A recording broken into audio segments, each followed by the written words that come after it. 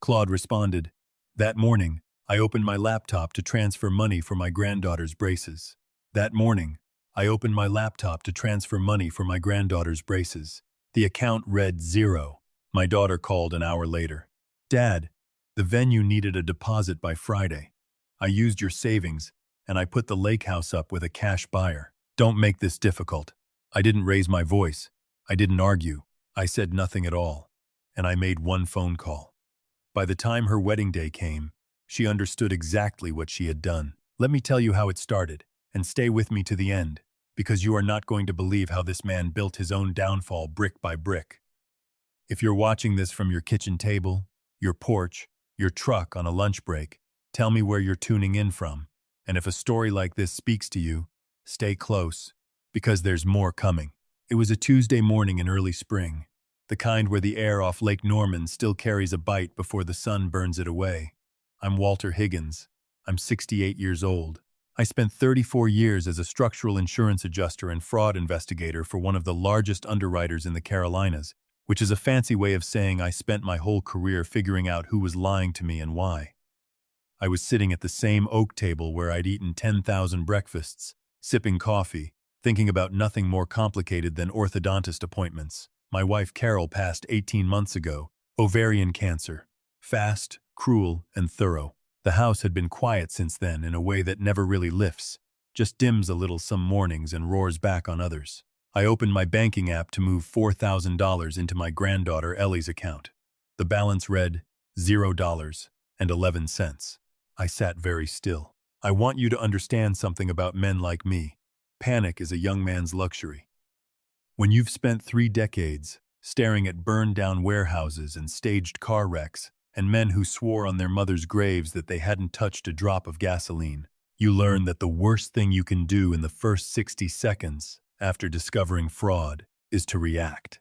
So I didn't gasp. I didn't call the bank screaming. I set the tablet down, finished my coffee, and let the cold, clean part of my brain wake up, because that account didn't hold ordinary money. It held $210,000, every cent of Carol's life insurance, money we had spent the last 4 months of her life planning to use for one purpose only, a scholarship endowment at the community college for kids aging out of foster care, kids just like she had been. She made me promise her, in a hospice bed with a tube in her arm and a voice thinner than paper, that the money would build futures, not sit in a vault. That promise was 2 weeks from becoming real, and now it was gone. The doorbell rang before I could even process the number on the screen. I walked to the front hall and found 2 men in coveralls loading my recliner onto a dolly. My actual recliner, the one Carol used to tease me about falling asleep in during football games. "Excuse me," I said, and my voice came out steady, the same voice I used to use interrogating claimants who thought they were smarter than me. "What exactly are you doing with my furniture?" I said. The older one, sunburned and unbothered, shrugged. "New owner wants it cleared by 5, sir. We're just following the work order." New owner. I asked to see the paperwork. He handed me a clipboard, and there at the bottom, in handwriting I would know anywhere on this earth, the loping, impatient signature of my daughter, Whitney, 34 years old. The girl I had walked down 100 imaginary aisles in my head since she was 6, had authorized a full estate liquidation of my home. I tried my key in the front door lock a moment later, and it wouldn't turn. They'd already rekeyed it while I stood in my own kitchen finishing a cup of coffee. I folded the clipboard paper and handed it back. "Be careful with the legs on that recliner," I told him. "The frame's older than you are." He looked at me like I'd lost my mind, the way people look at old men they assume have gone soft in the head. That look would cost him nothing, but it would cost my daughter everything, because the first rule of catching a thief, something I learned dismantling insurance rings for 3 decades, is that you let them believe they've already won. You let them get comfortable. You let them celebrate. Comfortable people get careless. Careless people leave fingerprints. I walked out to the back deck that looked over the lake and sat in the one chair they hadn't loaded yet. Whitney was marrying a man named Trent Callahan in 5 days, an extravagant affair at a vineyard 40 minutes outside Charlotte, $180,000. I had flatly refused to fund because I'd watched Trent for 2 years, and I knew exactly what he was. He drove a leased Range Rover he couldn't afford. bragged constantly about deals that never materialized, and looked at my daughter the way an appraiser looks at a house he's about to flip. I had told Whitney, gently at first and then not so gently, that a man who needs someone else's money to prove his love isn't offering love at all. She stopped taking my calls after that conversation. Apparently, in the silence, she and Trent had decided the simplest solution was to just take what they wanted. I called my daughter. She picked up on the fourth ring, laughing at something before she even said hello. Some bright, careless sound in the background, glasses clinking, someone shouting about seating charts. "Dad," she said, and there was no guilt in it at all, just mild irritation, like I was interrupting a manicure appointment. "There are men in my house taking my furniture," I said, keeping my voice level, "and my account is empty." A pause, muffled voices, Trent's low murmur somewhere close to her ear. Then her tone changed, hardened into something rehearsed, something she and Trent had clearly practiced saying to each other in the mirror. "Dad, listen, the wedding's in 5 days. This is the biggest weekend of my life. I used your account, and I put the lake house on the market. A cash buyer wanted it fast, so we took it. You sold my house," I said slowly, making sure every word landed clean, because somewhere in my jacket pocket, my phone was already recording, the same encrypted app I'd used for 30 years to capture claimants confessing to arson. "You stole your mother's memorial fund," I told her. "That money was for kids like she used to be." Whitney sighed, the exact sigh I remembered from her being 16 and grounded. "Mom's gone, Dad. A scholarship isn't going to bring her back. You're 70 next year. You don't need a 5-bedroom house on a lake by yourself, and you definitely don't need 200 grand sitting in a savings account collecting dust. Trent and I are building something real. Consider it an early inheritance. I saved you the trouble of dealing with an estate someday. Where exactly am I supposed to live?" I asked, letting my voice crack just slightly, playing the helpless old widower better than any actor at the Kennedy Center, because a good investigator never shows his whole hand at once. "That's not really my problem, Dad. Get a condo. Get one of those senior communities. Whatever the movers can sell should cover a few months somewhere. Honestly, you'll probably be safer there anyway, with people looking after you." Then, the words that ended whatever thread of hope I still had left for her. "Good luck, Dad." The line went dead. I sat there on my back deck, looking at the water, and felt something in my chest go cold and very, very precise. She was no longer my daughter in that moment. She was a case file, a liability, a problem with a beginning, middle, and an end I was going to write myself. The movers finished and drove off with a truck full of 40 years of marriage. I let them go without another word. I walked to my car, parked in the garage they hadn't gotten to yet, and pulled a laptop from beneath the seat. One Trent had mocked me for carrying around more than once, calling it a relic, laughing that men my age barely knew how to use email. He had no idea that the security architecture behind the very banking app he used on his phone had been partially designed by consultants I'd worked alongside years earlier, back when I helped underwriters build fraud detection protocols for regional banks across 3 states. I was not a tech-illiterate old man clinging to a flip phone. I was, in a very real sense, one of the architects of the walls he thought he'd just casually strolled through. I booted into a secure environment, routed through a VPN, and pulled the raw transaction logs instead of the consumer interface.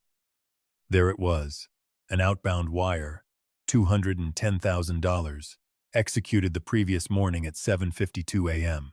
Bounced through a third-party clearinghouse before landing in a new account opened in Whitney's and Trent's joint names at a regional bank 2 states away, in Georgia. My accounts were domiciled in North Carolina.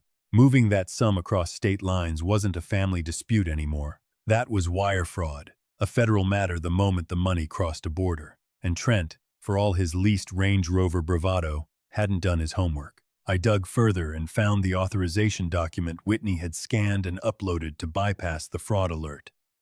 It was a durable power of attorney I had signed 11 months earlier during a brief hospital stay after a minor cardiac episode, a document I had explicitly and formally revoked in writing the week I was discharged, with a notarized letter on file with my attorney. The date on the scanned copy had been altered, crudely, the year digits smudged and redrawn.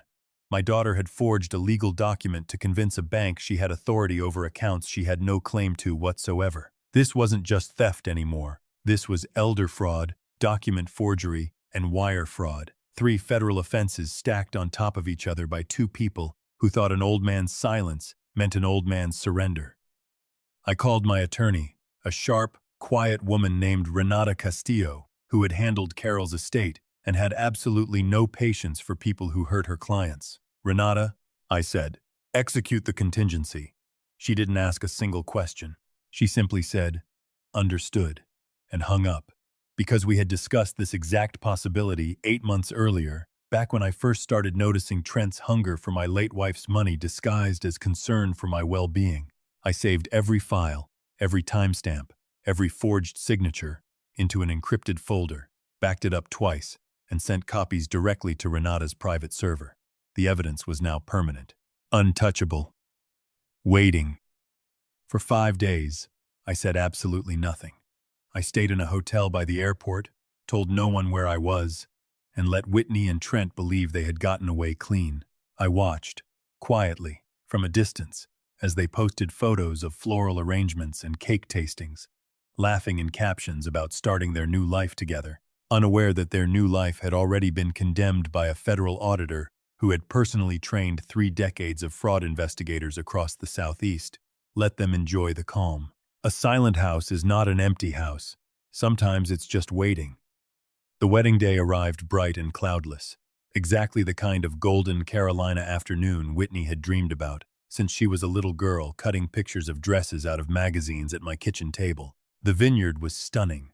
Rows of grapevines rolling down toward a small lake, string lights already glowing faintly against the late afternoon sun, 200 guests in their best clothes fanning themselves with paper programs. I arrived in a gray suit I hadn't worn since Carol's funeral, walked past the coordinator who assumed I was a distant uncle, and took a seat near the back where no one would notice me until I wanted to be noticed. The ceremony began. Whitney looked radiant, genuinely happy in a way that almost made me hesitate. Almost. Then I remembered the sound of her voice telling me good luck, and any hesitation evaporated like morning fog off the lake. When the officiant reached the part about anyone objecting, I stood. Every head in the audience turned.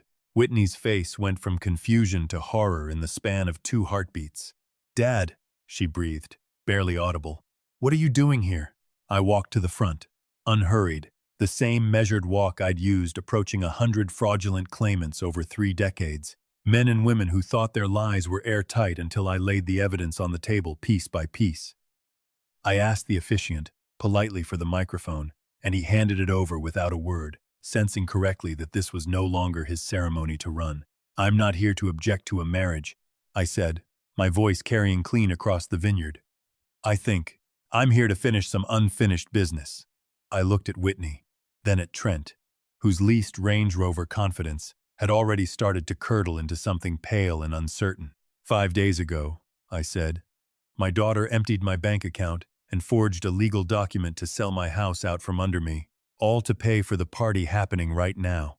A ripple of gasps rolled through the crowd. Trent's mother put a hand to her mouth. "That money," I continued, "was my late wife's life insurance. It was meant to fund scholarships for foster kids aging out of the system, the exact life Carol herself grew up in. Whitney decided that was less important than an open bar and a string quartet." Whitney's face had gone the color of the tablecloths. "Dad, please," she started, but I wasn't finished. "Here's what you didn't know, Whitney." I let the words settle. 5 years ago, after some family friends went through a bitter, expensive inheritance dispute, I moved every major asset I own, including the deed to the lake house, into an irrevocable trust managed independently by Renata's firm. I haven't legally owned that house in half a decade. You didn't sell my home.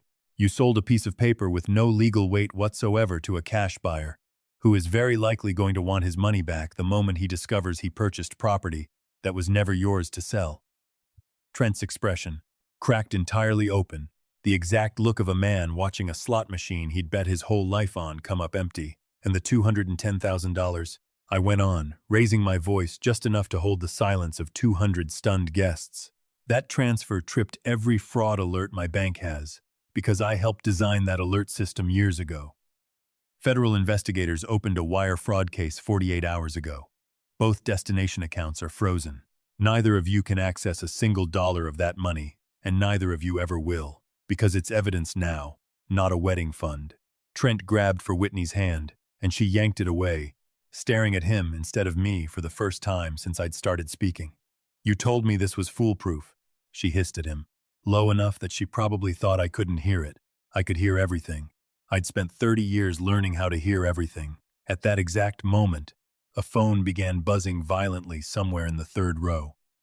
A groomsman, a man I recognized vaguely as Trent's business partner from some real estate venture Trent never stopped bragging about, fumbled for his jacket pocket, saw the caller ID, and went the color of the tablecloths himself. That'll be Redline Capital, I said calmly, nodding toward him. Might want to tell them why the collateral you promised them against your last loan happens to be a house that legally doesn't exist. The man bolted upright from his chair, phone still ringing, and half-jogged toward the parking lot, not even bothering to look back at the ceremony he was abandoning.